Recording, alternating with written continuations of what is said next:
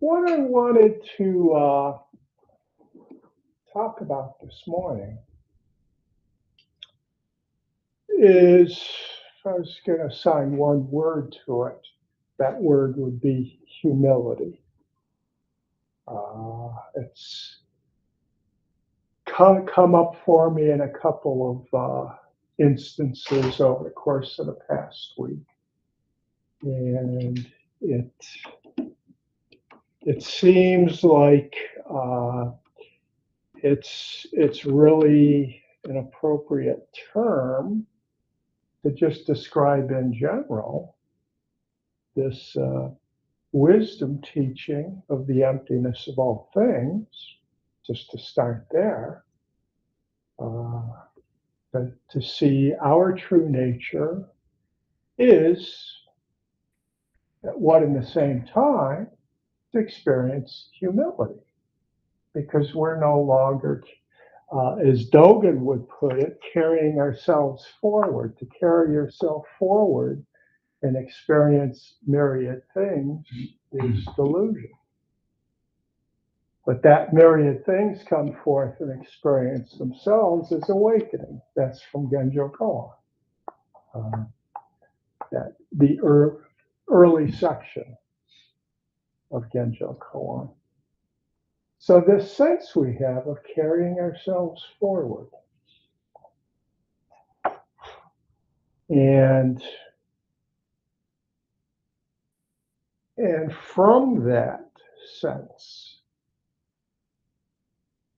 arises this sense of what I will call not only self, but an elevated self,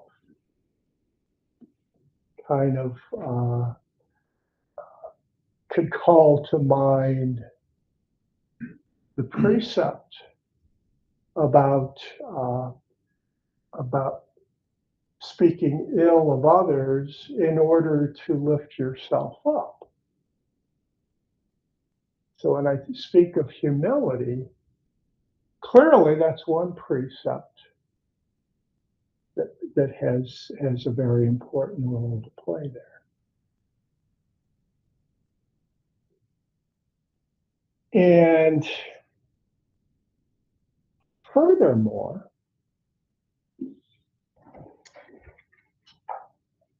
this notion that myriad things coming forth and experiencing themselves is awakening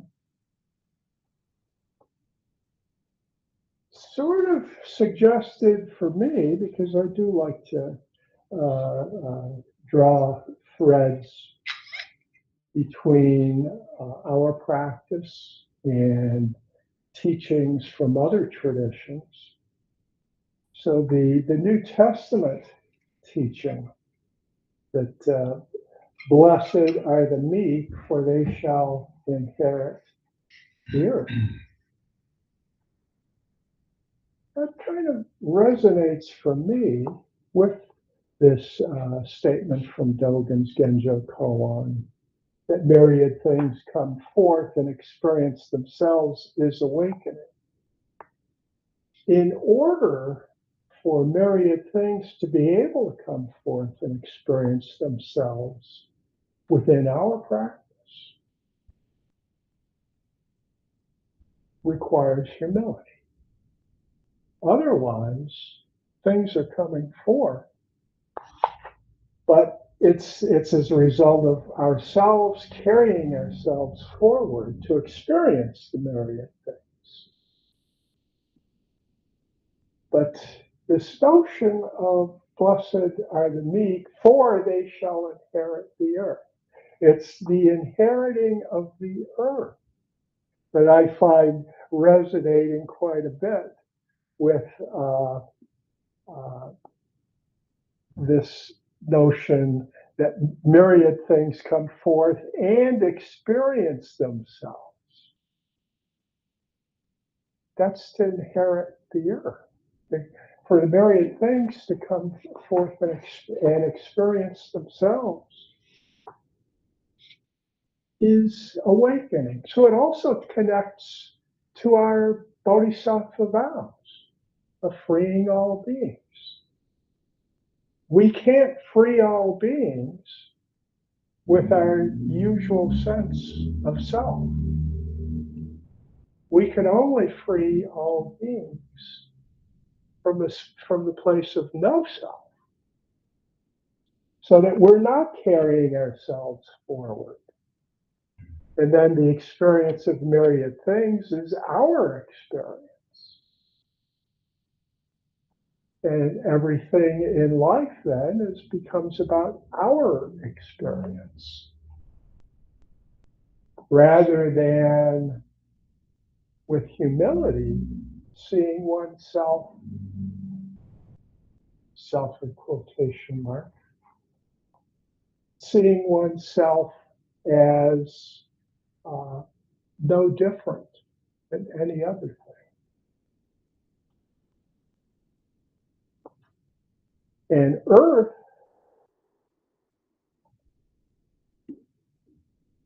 to inherit the earth, also speaks to humility, and the term humus, earth, to have this sense of kind of, we used a term like down to earth. The down to earth person is not a puffed up, inflated person. They're actually showing some signs of what Dogen's describing about. That the humble person is actually inviting myriad things to come forth and experience themselves,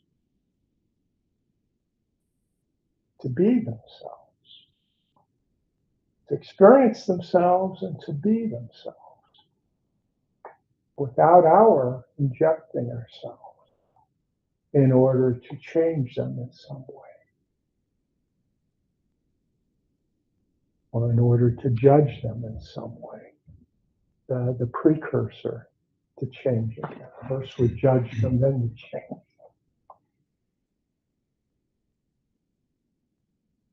them. And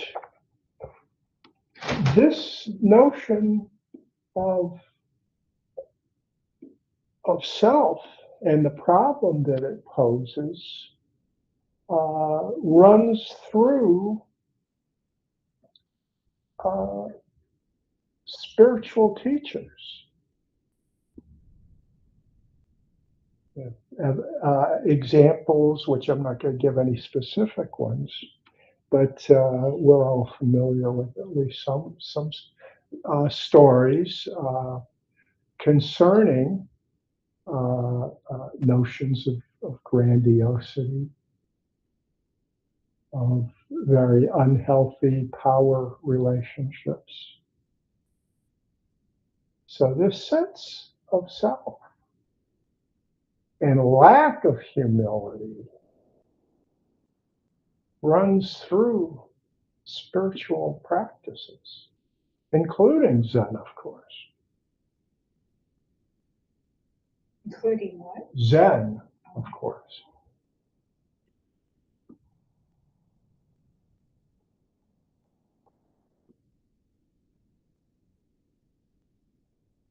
So it's something that goes deep within ourselves. So it requires practice.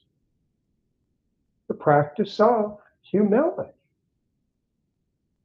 Thursday night, when we had someone with us who had never practiced formally before, and I talked about our prostrations and the Buddha figure on the altar. Actually, as I was reflecting on what I'd like to speak about this morning, this topic of humility, it struck me that while there are several different poses of the Buddha in the statuary,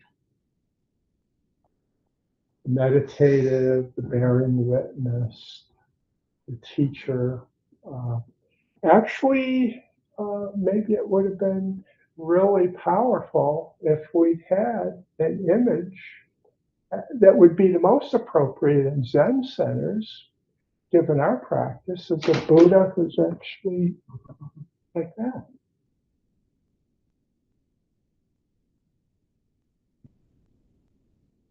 Boy, I would love to have such a Buddha figure on the altar. And we're bowing to the Buddha as she is bowing back to us. So there's humility kind of baked in to our embodied practice rather than having it almost a deified figure up on the altar. So we don't help ourselves with the practice, it seems, with some of our iconography and other aspects of it. Oh, right. What does that speak to Christ on the cross, which is, and do you think that's a sign of humility? Yeah, I mean, it's certainly the whole notion of the passion of Christ is about his being just like us. So that's the power of the story of Christ is that he was one of us. Thank you. Mm-hmm. And that's a powerful image spiritually. So I think we can get too caught up in the lofty philosophy of the Heart Sutra and the teachings on emptiness, but I think it might be helpful just to see it as being at its heart uh, simply about humility. But that's also an important aspect of our true nature. If we see our true nature, we will find humility there. And that if we do have notions of power and grandiosity, that we've definitely strayed from the deep spiritual teachings of this way, this path. But this path is all about humility. And to cease and desist from placing some people in a higher position than others. And I mean that in an ultimate sense. Of course, there are, in order the structuring of society in the conventional world, there are distinctions and people play different roles. And there are hierarchies. But if we see it from the conventional standpoint and we carry those roles out, they are simply, again, carrying out the Bodhisattva vows. This is a way of helping people. It's not about being puffed up. Actually, it's great responsibility. And it is. It is great responsibility. And there are so many of our activities throughout each and every day, we're entering into the realm of hierarchy. People are overseeing operations. If we go to a supermarket, there's a management team over that supermarket. Does that make them higher level people? Of course not. Of course not. Everywhere we go, there are going to be hierarchies. If there's any number of people involved.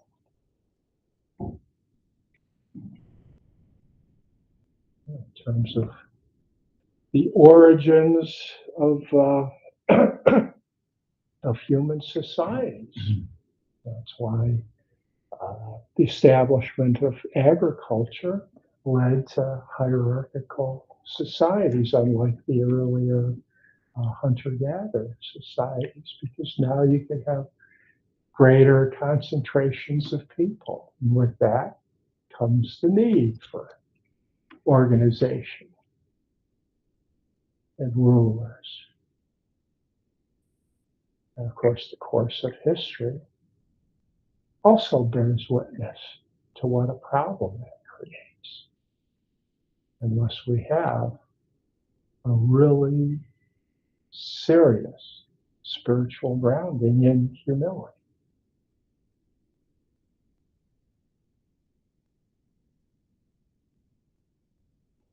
So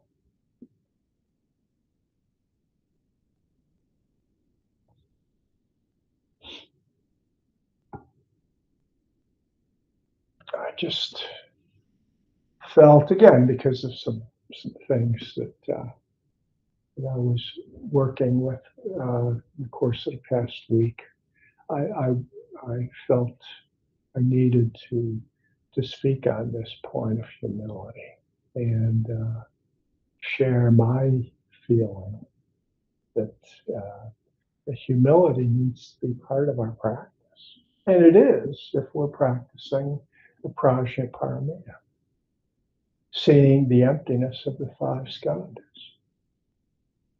Then it has to be part of that. Or else it's not the Prajnaparamita.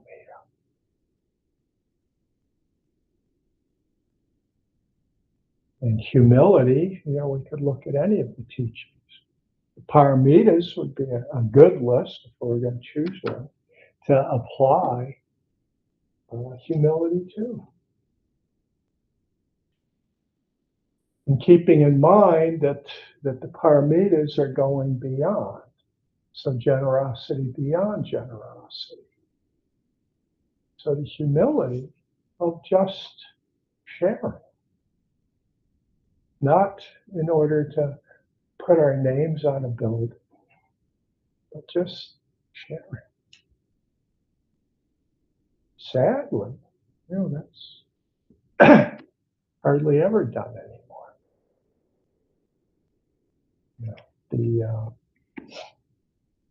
The whole thing about the naming rights, and there's money to be made there. So if you're going to give, make sure you're getting something back.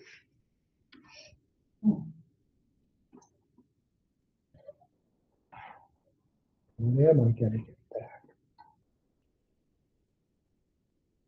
Needs to be something. Our market mentality. Right? I kind of think, and I'd love to hear what you think about this, that the really good comedians have a lot of humility. Mm-hmm. And Rosie O'Donnell was replacing Jimmy Kimmel last few weeks, we tape it, and we saw the next day, but she was talking about, she makes a lot of fun of President Trump, and she doesn't live here anymore, she lives in Ireland, but she was very humble. I mean, she was talking about the fact that she was gay and that she has a son who's trans. Mm-hmm. And she exposes herself in ways that I think are shockingly humble. Yeah. And yet she does it with a sense of humor. Mm-hmm. Mm-hmm. And I think that's a real gift. Yeah. But what do you think about comedians and their humility? I don't know enough about them these days, back in the day, I was a big fan of people like George Carlin and Richard Pryor. Yeah. But these days, I don't have enough exposure to them. So.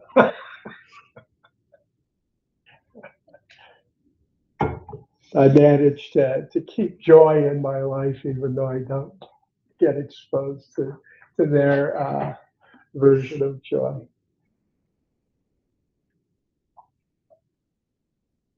So, yeah, I just, I, I think so. We were on paramitas and generosity, and it applies throughout. I mean, virtue. I mean, morality is kind of based on humility. To really be a truly moral person. In other words, it's rooted in love. It's again the New Testament puts it. So they taking the place of the Ten Commandments. It would be like love, humility, taking the place of the precepts, saying, "Be humble, show love in the world." And I think the power of that teaching in simplifying it is that we get, at least my experience of it is that you get a deeper sense of it. You really feel it more deeply rather than just having this list of 10 things that you're going to memorize and find ways to apply them in your life. Whereas if you have basic principles that apply to everything, like humility, loving kindness, compassion, that are not specific to certain activities. They run, it's like emptiness in this regard. They run through all things, always, everywhere. The emptiness family, maybe we could create something like that in Buddhism, a term as such. To see the emptiness of all things is to see humility, love, compassion. John?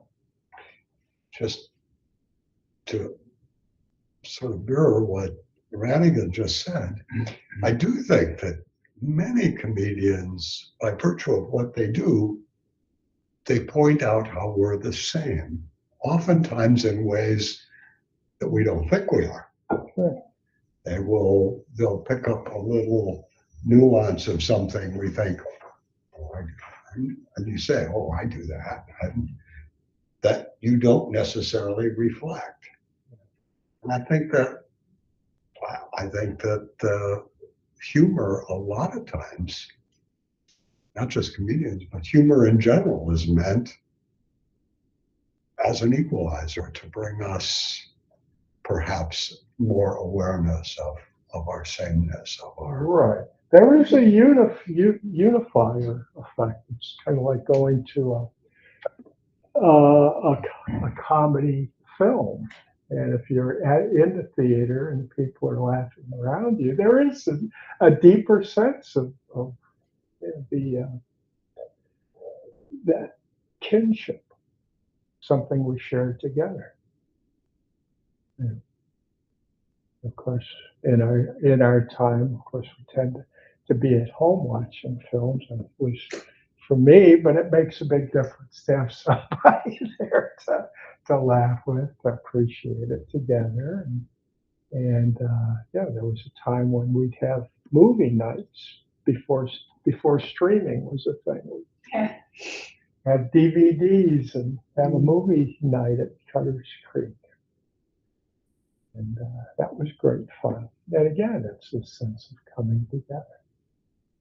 So comedians, I think one of the things that makes them a natural is that they are playing to a very diverse audience anytime they're performing.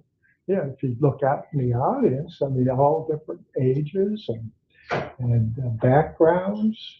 And so the only way they can be successful is to have that kind of humility to reach people. Because if you don't reach them, you're not going to make a living as a comedian. So it kind of comes with the territory. If they didn't have that capability, they'd be doing something else for a living. They wouldn't be practicing the art of comedy. You have to connect with people in an authentic way. That comes through loud and clear too.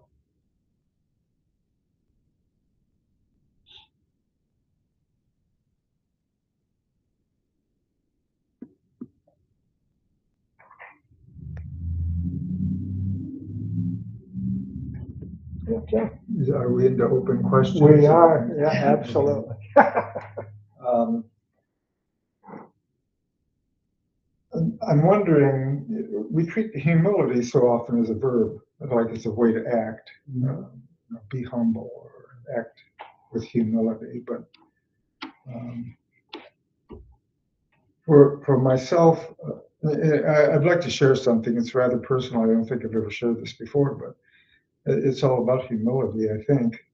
When I was first given a cancer verdict several years ago, you know, in that first hour, you walk out to the car and you're looking around at the world, and it's like, here's the whole world, all the people in it, all the beings, and it's all moving forward in time. They're all happy and they're all alive.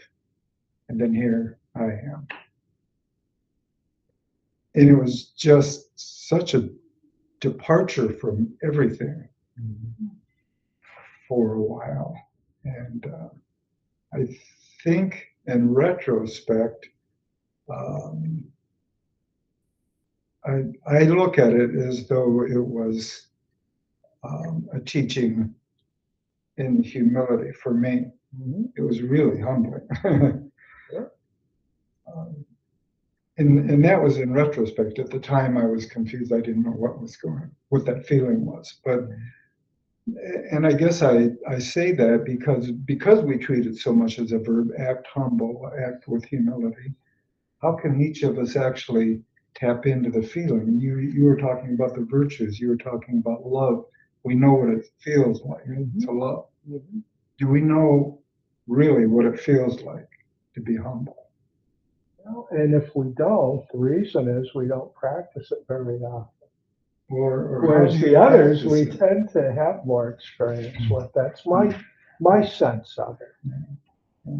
Yeah. So it's now it's sort of, I've played with it first on and off in time. I know the feeling, and I know what that is, and hopefully I don't have to act humble when I'm with people. It's just a feeling that I'm part of the family. We're all in this. Exactly. Yeah. And I'm no better than anybody else, and what happens is going to happen to all of us, and none of us have a say so, and it just brings us all down to the oneness of what is. Yeah. It all is. I just am. Exactly. Nothing special. Yeah. That's the evening gatha here when we have a session and about the preciousness of life. Time swiftly passes and opportunity is lost. That's not just true for people who have received a certain diagnosis. That's true for all of us. Absolutely. John? It seems that humility is just an element of no self. Right. That's the way I was trying to inject it here this morning, since we are studying on Thursday night the Heart Sutra, that to really be practicing the Prajnaparamita means to be practicing humility. They're inseparable. That's the way I see it. For a while, I've said that one of the main things about Buddhism is you're responsible. Mhm. You're not responsible to somebody else. You're just responsible to you. Mhm. And it strikes me that without humility, without a sense of no self, you can, there's no way to find skillful means. Skillful means have to grow out of our understanding of no self.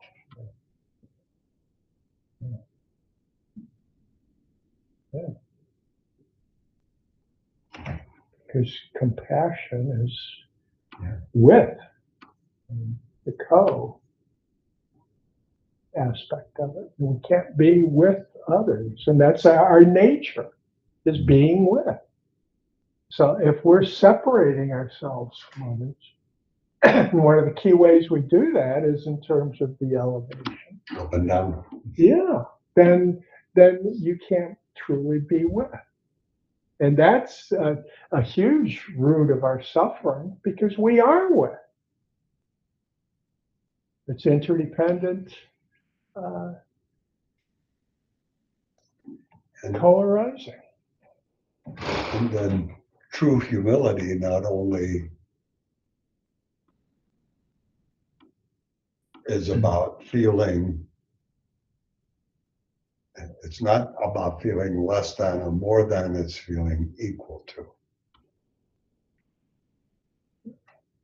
If you're feeling less than, you've missed it just as much as if you're feeling more than.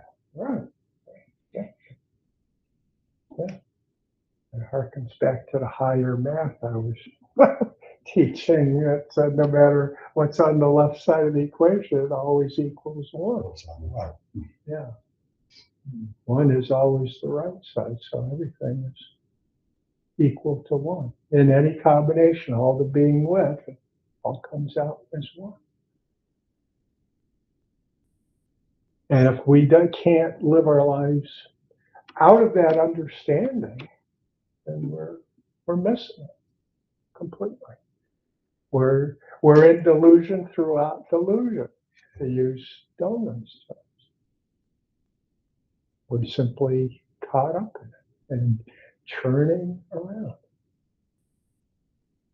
Awakening is a chance to really see the true nature of things and to live our life from that understanding. So it is a practice. It's not just getting the ideas. It's a practice. Joe? Yeah, I was just thinking that for me, it's more of a feeling of not just equal.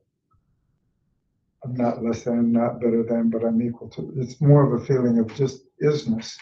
It's just all is. I am, it is, Yeah. everything is. Yeah.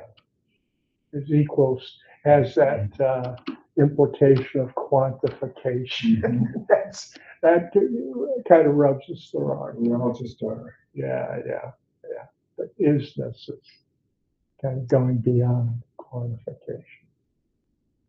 So that's why I think it probably feels like a better fit.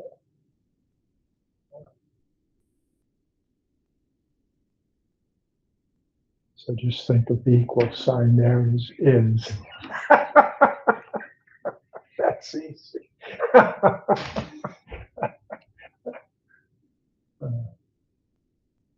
Just like 1 + 1 is 2.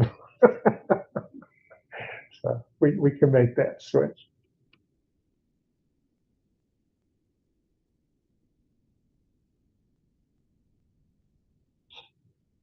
Brings us back to mood. Yeah, sure. Exactly. That's why we talked about Moo last week. We're traveling this road, so let's really turn up some ground here and do it right.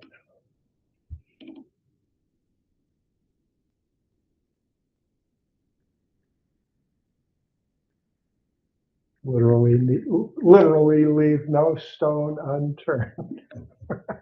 See it everywhere.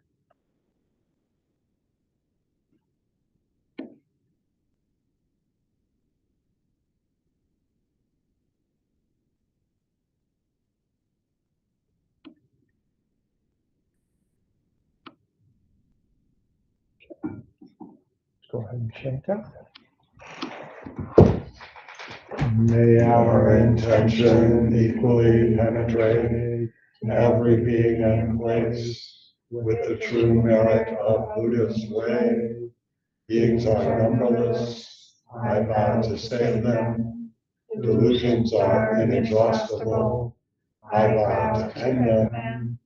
Dharma gates are boundless, I vow to enter them. Buddha's way is unsurpassable, I vow to become it.